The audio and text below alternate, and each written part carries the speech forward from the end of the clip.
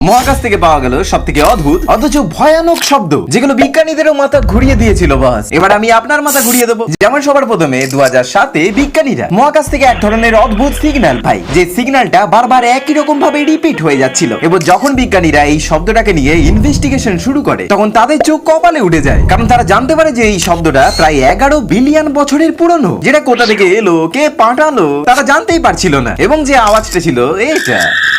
Next 2006-এ নাসার বিজ্ঞানীরা খুবই রহস্যময় একটা সিগন্যাল পায়, যেটার আওয়াজ এতটাই জোরালো ছিল যে কোনো মানুষ শুনলেই ফেটে যাবে বস, না মানে কানের পর্দা। এবং যে আওয়াজটা শুনে অনেকেই মনে করেন যে আগেকার টাইমে হয়তো আমাদের ইউনিভার্সে আরো কোনো অ্যাডভান্স এলিয়েন্স ছিল, যারা হয়তো পুরো ইউনিভার্সে জোরদার ভাঙচুর চালিয়েছে। এবং যে আওয়াজটা এতদিন পরে আমাদের কানে ভেসে আসছে, এবং যে আওয়াজটা ছিল এটা। ওইসে কে কে মনে করেন যে আমাদের সমুদ্রের একদম গভীরেও এলিয়েন্স থাকতে পারে? একবার আপনার কমেন্টটা ঝপ করে লিখে ফেলুন দেখিনি।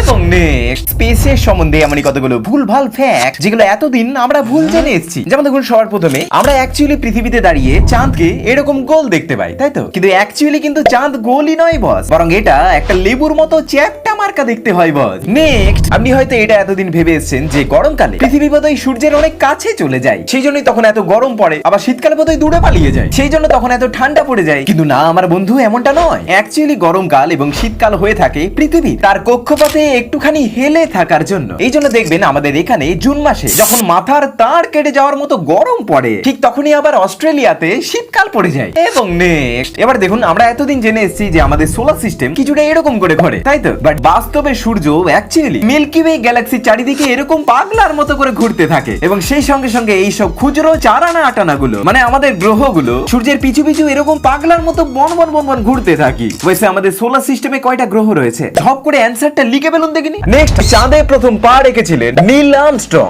আপনি তো জানেনই বস, কিন্তু অবাক করা কথা হচ্ছে যে নীল আর্মস্ট্রং এর সেই পায়ের দাগ আজ অব্দি চাঁদে সেভাবেই রয়েছে, কারণ অ্যাটমসফিয়ার না থাকার জন্য চাঁদে থাকা পায়ের দাগ কখনো মুছে যায় না। নেক্সট, আপনি যদি লম্বু হন, না মানে যদি আপনার হাইট 6 ফিটের মতো হয়, তাহলে স্পেসে গিয়ে আপনি আরো ঢ্যাঙ্গা হয়ে যাবেন বস, না মানে আপনার হাইট সেখানে প্রায় 6 ফুট 2 ইঞ্চির মতো হয়ে যাবে। কারণ স্পেসে গ্র্যাভিটি প্রায় না থাকার জন্য আমাদের হাড়ের যে জয়েন্ট গুলো থাকে সেগুলো একটু ছড়িয়ে যায় আর কি। বসে আপনার হাইট কত? কমেন্ট করে জানান দেখিনি। এবং নেক্সট, পৃথিবী থেকে দেখলে আমরা সূর্যকে হলুদ কিংবা কখনো লাল রঙে দেখতে পাই, কিন্তু স্পেসে গেলে বস আপনি দেখতে পাবেন সূর্যের রং আসলে কিন্তু সাদা। আসলে আমাদের পৃথিবীর অ্যাটমসফিয়ারের জন্য আমরা সূর্যকে হলুদ কিংবা লাল রঙে দেখতে পাই। নেক্সট, আপনি কি জানেন বস, আগে রাশিয়ার অ্যাস্ট্রোনটরা যখন স্পেসে যেত তখন সঙ্গে করে বন্দুক নিয়ে যেত, না না এলিয়েন্সদের মারার জন্য নয়, বরং জঙ্গলি জন্তু জানোয়ারদের হাত থেকে বাঁচার জন্য। কিন্তু কেন রে বাবা? আসলে বস এটা কোনো নরমাল বন্দুক ছিল না, বরং এগুলো 3টে নলের ক্রিস্টাল ছিল বস, যেটাতে একটা নলের থেকে বুলেট বেরোতো,